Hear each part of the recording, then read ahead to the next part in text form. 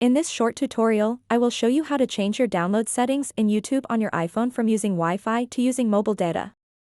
By changing this setting, you will be able to download videos even when you are not connected to a Wi-Fi network and use your mobile data instead.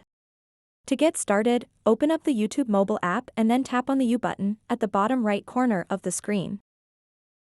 After that, tap on the gear icon in the top right corner.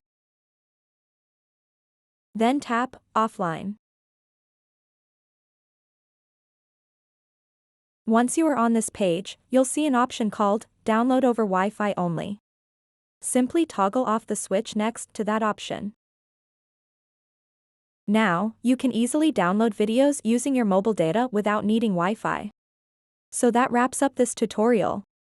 If you have any questions about this whole process, please let me know in the comments section below.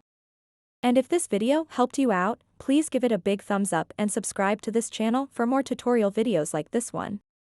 Thank you so much for watching and have a good day.